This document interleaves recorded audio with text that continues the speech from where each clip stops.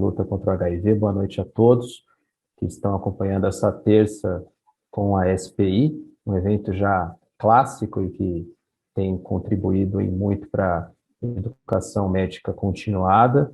E agradeço o convite para que hoje a gente possa debater um tema que é bastante futurístico, uma visão bastante pessoal minha. Quando o Paulo me deu esse tema, eu lembrei, obviamente, né, que nós estamos em 2021 e que nós estamos completando 40 anos exatos da descoberta do HIV. Então, o tema que nós temos hoje é o futuro do tratamento do HIV em 2021, exatamente 40 anos após a descoberta da AIDS. Os primeiros 5 casos de uma imunossupressão grave em homens que faziam sexo com homens foram reportados no dia 8 de junho de 1981, numa revista do Center for Disease Control de Atlanta, nos Estados Unidos, que reportava o colega Gottlieb 5 casos de pneumocistose. Na época ainda era pneumociste carini, hoje já até mudou de nome, chama Girovese. Então, eu trouxe uma perspectiva muito pessoal do que nós temos para o futuro do tratamento do HIV a partir de 2021, a partir desse ano, 40 anos depois, né? Paulo já me apresentou, sou chefe do Departamento de Infectologia aqui da Unesp, da Faculdade de Medicina em Botucatu, sou responsável pelos laboratórios de HIV, junto com outros colegas, com a professora Lenice, há muito tempo, há mais de 15, 16, quase 20 anos já, e pertenço também à Sociedade Brasileira de Infectologia, compondo o Comitê de Terapia do HIV no Ministério da Saúde. Trabalho como médico de referência em genotipagem, assim como Paulo, assim como Mônica, né? E para essa apresentação eu não tenho potenciais conflitos de interesse, apesar de trabalhar com diversos laboratórios da linha de HIV em relação a palestras ou consultorias. Então, o que eu trouxe de modo, uma visão muito pessoal, primeiro traçar uma linha evolutiva da terapia antirretroviral, novas estratégias de combinação dessas medicações, novas vias de administração e novas drogas no tratamento do HIV. Então, nós tivemos, na verdade, nesses últimos 40 anos, uma verdadeira revolução que inicialmente ficou muito ligada ao número de drogas, né? Porque, através de tentativa e erro, os primeiros antirretrovirais, o AZT, lá em 87, foi feito em monoterapia, tinha lá uma certa redução na carga viral, mas logo já havia uma seleção de cepas resistentes, e aí a carga viral voltava a subir, o que se transformava em termos de benefício clínico em apenas alguns meses ou poucos anos de aumento de sobrevida. Depois, você tentou 2 drogas, e aí a carga viral conseguindo reduzir um pouco mais de um log, mas aí o mesmo mecanismo de seleção de resistência e volta aos níveis anteriores de carga viral, com redução do benefício clínico, e foi somente lá pelos idos 94, 95, 96 a estratégia de 3 drogas com carga viral indetectável e os benefícios que a gente sabe que a carga viral indetectável tem, que é aumento da expectativa de vida, muitas vezes próximo da população sem HIV, e a questão de não transmissão, e isso até na época, né, levou a uma notoriedade muito grande do colega David Hu, que foi um dos que primeiro propôs a estratégia de drogas combinadas, né? Mas não é nenhuma questão de número, é mais uma questão de potência das drogas e de barreira genética. Nós passamos por algumas fases, uma visão pessoal minha também. Então, a primeira fase que nós tivemos, lá de 87 a 94, era apenas aumentar a sobrevida dos pacientes, né? Depois, atingimos uma fase em que a carga viral era algo factível, mas com um preço muito alto.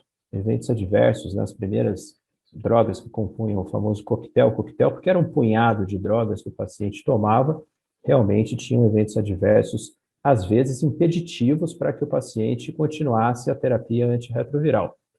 E depois passamos por uma fase de incorporação de novas medicações entre 2004 e 2009, principalmente raltegravir, darunavir, a enfuvertida, que apesar dos pesares, teve uma ação fundamental no resgate de inúmeros pacientes, e nessa fase nós conseguimos resgatar muitos daqueles pacientes multifalhados dessa primeira fase, ou ainda da fase de monoterapia ou duploterapia, e agora nós vivemos uma fase bem diferente, né? Nos últimos, de 2009 para cá, nos últimos 10, 12 anos, uma era em que é bastante mais fácil alcançar e manter a carga viral indetectável, a sustentabilidade da carga viral indetectável, por conta da alta potência, da alta barreira genética e do relativo baixo percentual de eventos adversos dos esquemas que compõem os principais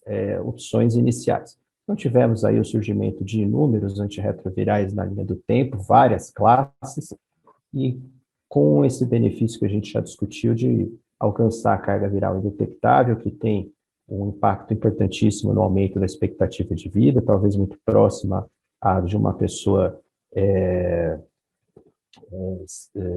que não tem HIV, aumento da diminuição da morbidade, que leva a uma diminuição de custo a longo prazo, a redução de número de casos novos. A gente sabe que um indivíduo indetectável intransmissível, nós só conseguimos ver, principalmente na África, a redução de casos novos depois do aumento da disponibilidade da terapia antirretroviral e outros benefícios menos palpáveis, mas talvez plausíveis, como diminuição da inflamação crônica e diminuição do reservatório pró-viral. Então, é a questão do super indetectável, né?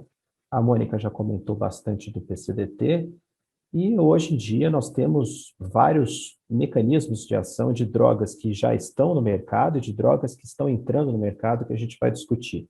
Temos lá inibição tanto da ligação do vírus, do attachment do vírus, quanto inibição em relação ao CD4, quer seja por anticorpos monoclonais ou por outras ações, inibidores da CCR5, inibidores de fusão, inibidores da transcriptase reversa, e aí análogos do nucleosídeo, não análogos do nucleosídeo, e uma nova classe que vem chegando, que são os inibidores de translocação da transcriptase reversa, uma droga chamada islatravir, a gente vai discutir daqui a pouco, os inibidores de integrase e os inibidores de protease. Então, nós estamos com um arsenal terapêutico cada vez maior, em que pese que muitas vezes nem sempre mais significa coisa melhor, ou às vezes menos é mais, a gente vai discutir isso também em relação aos avanços da terapia. Então, eu fiz aqui uma tabelinha muito pessoal também, tentando separar essas drogas. Nós temos, levando em consideração as drogas que estão registradas nos Estados Unidos ou que estão muito próximas disso, cerca de 8 a 9 classes, né? Os inibidores de CCR5, Maraviroc, os inibidores de attachment e de entrada, dos de CD4, ibalizumab e o fostenzavir, que são principalmente utilizados para pacientes multifalhados, inibidores de fusão, fuvertida, que não é mais usada de forma significativa, os inibidores da transcriptase reversa análogos ao nucleosídeo, classe bastante famosa e mais antiga, os inibidores não análogos do nucleosídeo, os inibidores de translocação da transcriptase reversa, os inibidores de integrase e os inibidores de protease, né? Então, isso a gente vai ter que cada vez mais se familiarizar, porque essas drogas vêm chegando em indicações que podem ser mais específicas, como pacientes multifalhados, ou ainda em situações de novas apresentações, que não seja só apresentação oral, ou até em novos esquemas antirretrovirais. Mas eu queria voltar num ponto que a Mônica falou bastante, né, que eu também sou um entusiasta, que é a questão da simplificação ou desintensificação, que é, na verdade, um avanço que mostra que menos é mais, né? Que significa, basicamente, você retirar uma droga que esteja causando toxicidade, no caso, principalmente, os inibidores de transcriptase reversa análogos do nucleosídeo, o tenofovir, por conta de toxicidade renal ou óssea, o abacavir, quer seja por questão de hipersensibilidade ou por talvez aumento da possibilidade de infarto agudo do miocárdio, e o AZT por conta da toxicidade mitocondrial e lipodistrofia. Ou seja, em pacientes que você tenha a carga viral já estabelecida, indetectável por 6 meses a 1 ano, e que estejam em 3 drogas, é possível a simplificação. A Mônica falou bastante do PCDT, das regras brasileiras, né?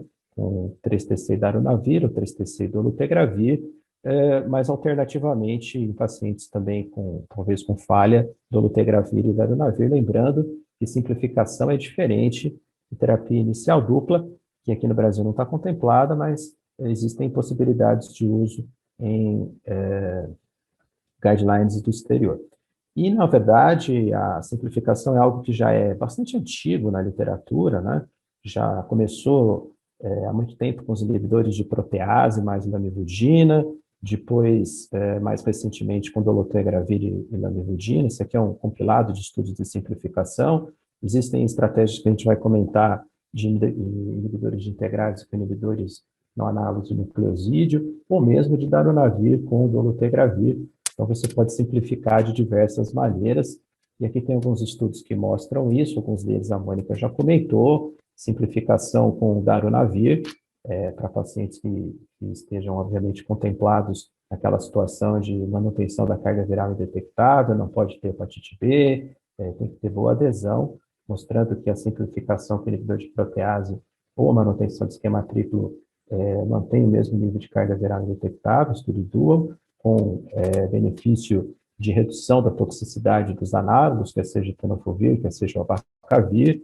A mesma coisa para a dolutegravir, o estudo TANGO, que também é um dos mais clássicos em relação à simplificação, mostrando o mesmo benefício de manutenção da carga viral indetectável com apenas duas drogas, lamivudina e dolutegravir, ou ainda a simplificação feita com dolutegravir e darunavir, que pode ter um valor principalmente em pacientes que tenham algum grau de falha no inibidor de protease ou que tenham algum possível mecanismo de interação medicamentosa com outros fármacos.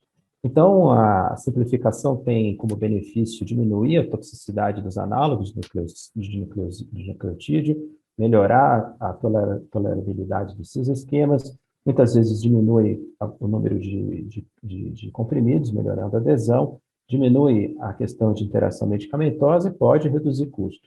Os cuidados necessários justamente observar que esse paciente tem que ter uma sustentação da carga viral indetectável de 6 meses, de 6 a 12 meses, e usar preferencialmente lamivudina com daruna ou dolutegra por conta da alta barreira genética e potência dessas duas drogas, ou ainda, em situações especiais, dolutegra com darunavir, obviamente passando por câmara técnica, aprovação, sempre lembrando de considerar as mutações pré-existentes desse paciente, evitando monoterapia com inibidor de protease ou dolutegravir.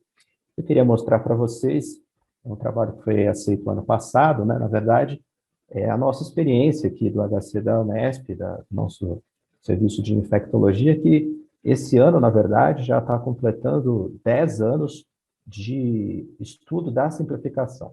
Eu falei para vocês que era clássico, né? Nosso primeiro paciente simplificado foi em 2010, e então nós temos uma coorte de vida real, que agora até já aumentou desse trabalho que foi aceito no HIV and Hepatitis in the America. A gente já tem mais de 220 pacientes simplificados, quer seja com lamivudina e daruna ou lamivudina e dolutegra, alguns poucos com dolutegra e daruna, e alguns poucos com monoterapia com daruna, um caso muito específico, que se depois sobrar tempo eu comento na discussão, mas mostrando que em vida real isso também funciona, e os pacientes se mantêm indetectáveis na imensa maioria dos casos, cerca de 95% da nossa coorte, e os casos que falharam são simplesmente casos que você detecta baixa adesão.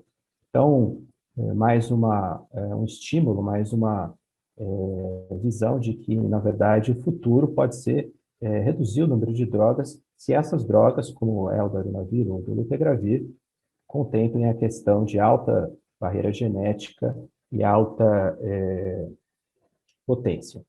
Um outro avanço que nós estamos aguardando no Brasil, né, é o tenofovir alafenamida, que é uma molécula diferente do tenofovir disproxil que nós temos. O tenofovir disproxil, o TDF, ele tem uma metabolização que envolve toxicidade da célula do túbulo proximal.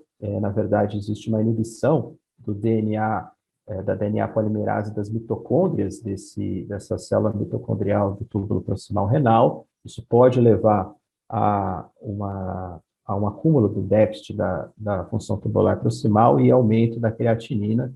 Esse é um dos mecanismos de lesão do tenofovir disproxil. E o tenofovir alafenamida, que é uma molécula que não é nova, que já tem alguns anos no mercado internacional, ele não tem esse tipo de ação, porque tem uma concentração intracitoplasmática muito alta, uma droga que, quando você faz a ingestão, já concentra muito dentro do linfócito TCD4, que é onde interessa, e ela pode, então, ser utilizada principalmente, ou deve ser utilizada principalmente, quando você quer evitar toxicidade renal e também óssea relacionada ao tenofovir. Não é basicamente uma tecnologia nova, já está aprovada no Brasil pela Anvisa, não foi incorporada ainda em termos de uso nos pacientes do SUS, não foi incorporada ainda no PCDT, quer seja de forma isolada ou combinada em outros tratamentos. É algo que nós estamos esperando com bastante ansiedade, que poderia resolver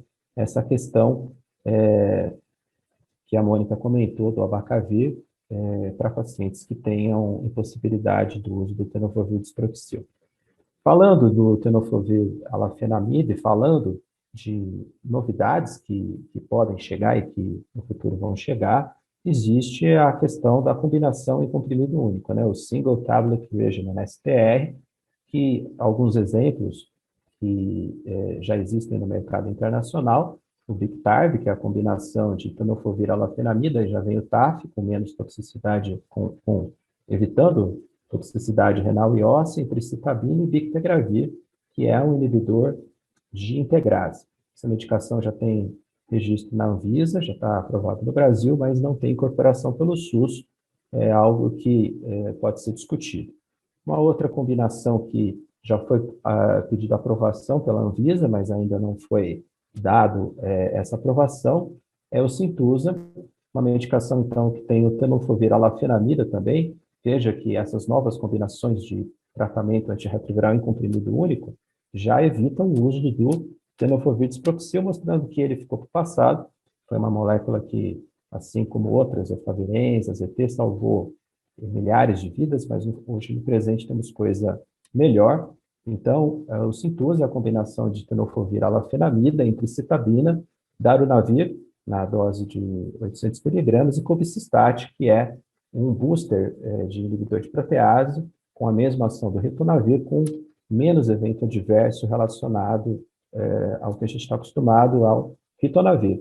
Então, uma combinação em comprimido único com inibidor de protease, e essas duas medicações, então, com alta potência, alta barreira genética, como a gente comentou, o bictegravir é uma molécula muito parecida com o dolutegravir, tem as mesmas características de potência e barreira genética, e o darunavir a gente também já comentou desses predicados, ou seja, a incorporação dessas medicações pode facilitar a adesão, evitar resistência e evitar toxicidade, principalmente no que tange a toxicidade renal envolvida do tenofovir.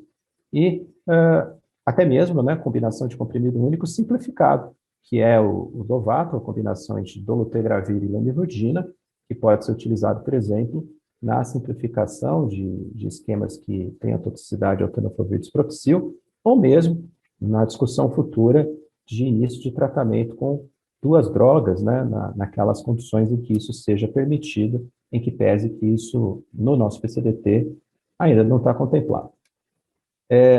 Falando de pacientes que tenham resistência, existe uma discussão ainda que não em número muito grande de pacientes que sejam resistentes a múltiplas classes, resistentes a mais de 3, 4 classes de medicação e que você não tenha mais drogas ativas, completamente ativas no seu esquema para fazer o resgate. E aí, duas drogas que já têm registro nos Estados Unidos, é o ibalizumab e fostemsavir, que servem, então, justamente para fazer esse resgate de pacientes multifalhados. Então, pacientes que já tenham uma carga viral acima de 1.000 e que já tenham resistência a mais de 3 classes, a pelo menos um antirretroviral com mais de 3 classes. Então, esse foi um dos estudos iniciais do ibalizumab, que é um inibidor de CD4. Então, você fazia ibalizumab mais a base utilizada de antirretroviral, aquilo que a genotipagem mostrava que podia funcionar mais, e os resultados, ainda que não sejam completamente excelentes, são razoáveis em termos de manutenção de carga viral indetectável em cerca de 40, 50, em torno de 40 a 50% dos pacientes com essa medicação. Então, o ibalizumab é uma opção de tratamento para paciente multifalhado, é uma medicação que é endovenosa, feita para pacientes que tenham resistência a múltiplas classes aprovadas pelo FDA. No mesmo sentido, nós temos o fostemsavir, que também é indicado para pacientes multifalhados, pacientes, então, que tenham resistência a mais de 3 classes, em aprovação pelo FDA em julho do ano passado, em julho de 2020. Então, considerando, obviamente, esse cenário de pacientes que tenham resistência a múltiplas classes, a pelo menos uma droga de 3 ou 4 classes, ainda que haja bastante eventos adversos, alguns pacientes se beneficiam. Partindo para um outro tipo de grupo de pacientes, nós temos já aprovados pelo FDA e em prospecção para submissão aqui no Brasil, os antirretrovirais de uso injetável de longa duração. Então, um dos principais exemplos, que inclusive já tem aprovação, como eu disse, nos Estados Unidos pela FDA, é o cabotegravir com ripivirina. O cabotegravir é um inibidor de integrase, a ripivirina é um inibidor não análogo da transcriptase reversa. Então, essa injeção ela é feita a cada 4 semanas. E como é que funciona? Bom, eu disse que foi aprovado pela FDA, né? Então, como é que funciona o estudo? Então, na verdade, o estudo que promoveu a liberação pela FDA do cabotegravir com ripivirina, os pacientes iniciaram com a formulação oral dessas drogas.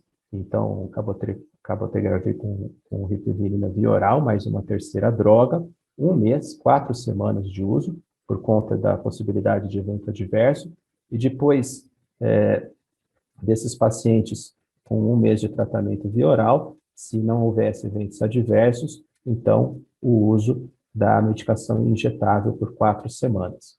Principalmente um público que tem a possibilidade de baixa adesão, e o uso tanto da medicação injetável quanto da terapia oral, que teve 2 braços do estudo, manteve altos índices de carga viral indetectável, e por isso houve a aprovação pelo FDA. E existe também a possibilidade do uso do cabotegravir com ripivirina, ainda sob a avaliação da FDA, em pacientes que estejam suprimidos com outros esquemas. Então, essa é uma análise de 2 estudos, do Atlas e do FAIR, pacientes que estejam já indetectáveis em outros esquemas antirretrovirais, de combinação de 3 classes. Então, o switch, a troca para cabotegravir e ripivirina, uma injeção a cada 4 semanas, com o mesmo sucesso virológico. Então, no futuro, identificando populações, por exemplo, usuários de drogas, por exemplo, como crack, ou pessoas que têm dificuldade de adesão, ou outras populações que se beneficiem de uma medicação que possa ser injetável 1 vez por semana, essa é uma possibilidade. É uma medicação que tem um perfil de adesão aparentemente muito bom, de tolerabilidade muito boa, e que pode ser considerado para algumas situações. E aí, na parte final dessa discussão, eu trago algumas moléculas, né? Algumas em fase 1, eu vou falar principalmente do islatravir e do lenacapavir, que são drogas que a gente tem mais estudos clínicos próximos da realidade. Eu já falei do cabotegravir com ripivirina. Uma das mais esperadas, ou das que tem mais resultado, é o islatravir. O islatravir é uma molécula de uma nova classe, inibidor de translocação da transcriptase reversa. Na verdade, ela tem um mecanismo de ação duplo. Ela age inibindo que a fita de DNA corra na hora da transcrição, e também é um inibidor análogo de nucleosídeo, ela tem uma dupla ação, e uma alta potência, com uma meia-vida muito alta, de 120 horas. Então, existe a possibilidade do uso via oral, mas também em relação ao uso injetável ou por implante. Então, existem estudos ainda para prevenção, mas que você pode fazer como se fosse PrEP, um implante de islatravir, que pode durar até 12 semanas. Então, outras possibilidades de drogas de administração de longação para islatravir estão sendo feitas. Então, os estudos com islatravir de find doses, de encontrar a dose adequada, foram feitos com terapia tripla, e a dose que foi selecionada principalmente foi a dose de 0,25 miligramas, que se mostrou completamente igual às outras dosagens.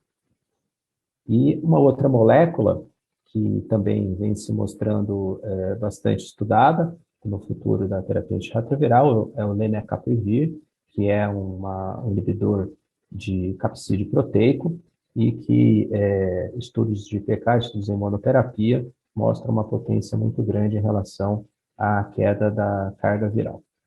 Existem várias outras drogas em análise, né, em relação ao ciclo replicativo do HIV. Muitas delas a gente sabe que podem vingar, outras não, mas acho que a mensagem que fica dentro desse cenário de múltiplas possibilidades é que nós temos, hoje em dia, um arsenal terapêutico que nos permite individualizar o tratamento do paciente. Muitas vezes, como eu mostrei naquele racional da simplificação, menos é mais, mas existem algumas tecnologias que seriam bastante benéficas para o Brasil, principalmente a incorporação do tenofovir alafenamida, e também de algumas opções de tratamento em single tablet regimen, ou seja, tratamento em pílula única, o que facilitaria a adesão e diminuiria o risco de falha terapêutica.